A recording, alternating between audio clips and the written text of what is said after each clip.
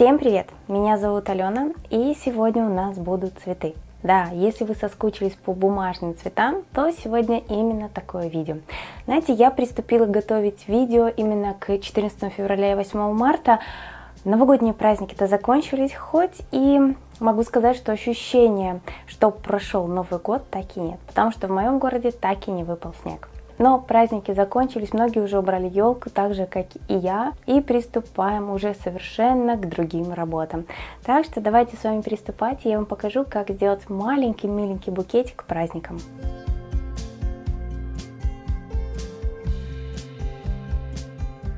Для сегодняшнего букета я буду использовать вот такую основу из проволоки.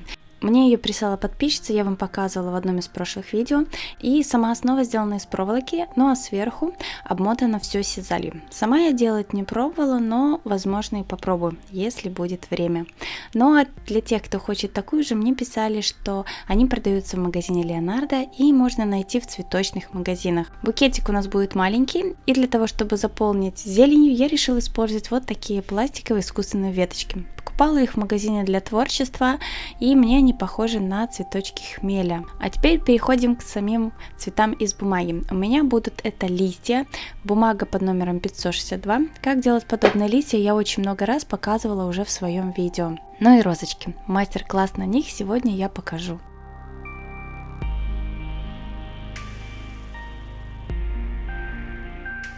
Кстати, номер бумаги здесь 548. Я сделала много разных розочек и использовала в них разное количество лепестков. 2, 3, 4, 5. Ну а в самой большой розочке у меня получается 14 лепестков. И давайте покажу, как их делать. Для лепестка беру прямоугольник размером 3 на 4,5 см и вырезаем форму лепестка. После чего деревянной шпажкой я подкручиваю лепесток сверху и выгибаю посередине. Растягивайте таким образом, чтобы сверху свой лепесток сильно не тянуть, чтобы все-таки он был немножко закрытым. Теперь основа. Проволока. Совершенно любая проволока, что у вас есть. Можете покупать флористическую, можете использовать обычные электрические провода. Основа у меня по размеру 2 на 2,5 см и делаю ее из фольги. При желании используйте вовнутрь маленькую конфету. Ну а те, кто следят за мной давно, я цветы с конфетами не делаю. Это бывает крайне редко. И начинаем собирать цветочек. Приклеиваем первый лепесток, закрывая всю основу. После чего я приклеиваю еще один лепесток напротив. И таким образом у вас в принципе готов бутон. Но если вы хотите сделать его больше, добавляйте еще больше лепестков. Ну а я расскажу, сколько лепестков именно в моей большой розе. Первый, как я сказала, приклеили один лепесток, но вторым рядом я приклеиваю 3 лепестка. Третий ряд 5 лепестков, ну и четвертым рядом я тоже приклеивала 5 лепестков. Так как все лепестки у меня одинаковые, они получаются все на одном уровне. При желании можете увеличить количество лепестков, и ваша роза будет еще более пушистая. Или же приклеивайте меньше, и таким образом получается бутон.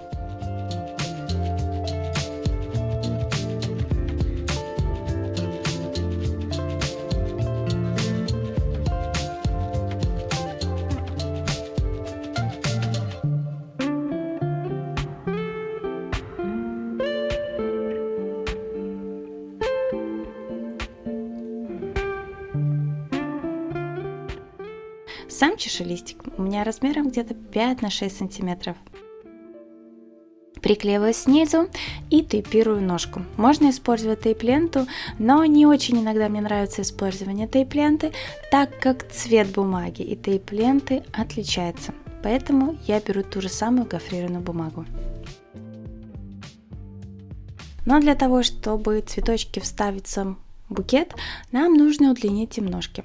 И я собираю по несколько бутонов, розочек и листиков в одну веточку. Таким образом я делаю 3 веточки с розочками.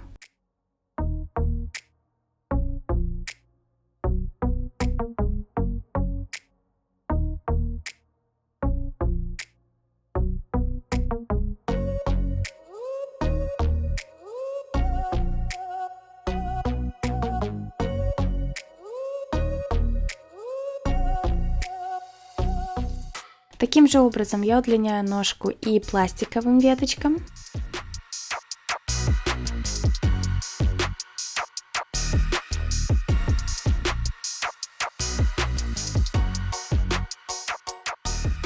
И приступаю к сборке. Знаете, наверное, именно собирать букеты мне все-таки проще в коробке, но иногда приходится собирать и таким образом. Стараюсь поместить все свои цветочки в основу, и знаете, за много я цветочков сделала, поэтому некоторые розочки мне пришлось все-таки убрать. Я формирую букетик до тех пор, пока меня все не устроит.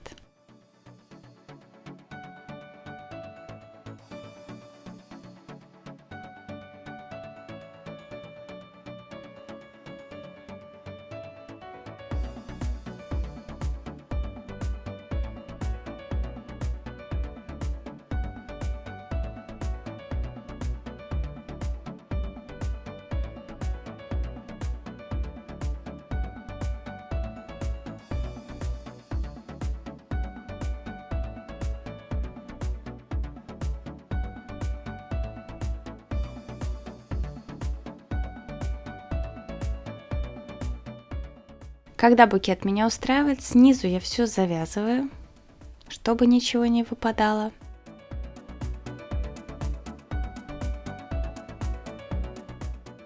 И вот такой букетик сверху у меня получается.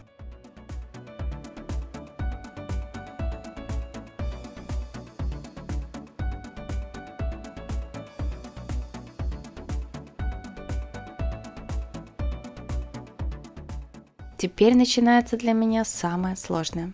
Это упаковка. Вот если сказать, какие букеты я люблю собирать больше, то, конечно, в коробках. Потому что с бумагой у меня не очень ладится. Мне это сложно дается. И знаете, то, что не делают флористы, делаю я. Я всегда по краям обрезаю лишнюю бумагу. Я формирую бумагу так, как хочется мне.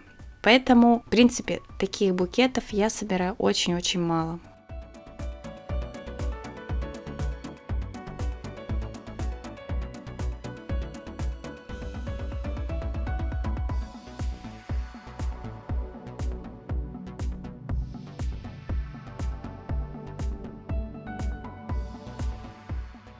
Использую в работе пленку, я даже не знаю, какая она, как-то был у меня в ней букет, и я, как всегда, весь материал оставляю. И в дальнейшем тоже использую повторно его в своих работах. Самое главное, используйте это очень аккуратно, чтобы никто никогда не мог подумать, что вы что-то использовали повторно.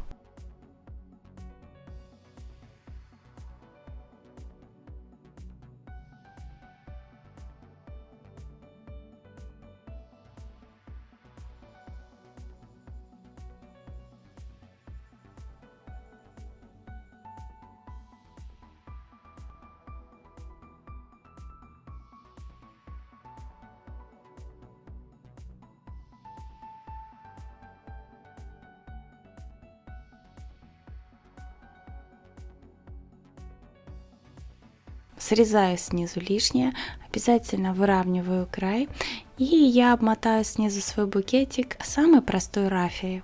Завязываю бантик, и на этом мой букетик готов. Кое-как я его запаковала в пленку, но результат мне нравится. Надеюсь, понравился и вам. И вы с этой идеей найдете для себя что-то интересное.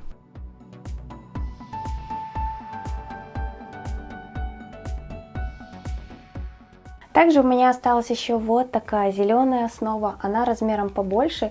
И знаете, я на нее все смотрю и совершенно не понимаю, какого цвета я хочу туда добавить в букет.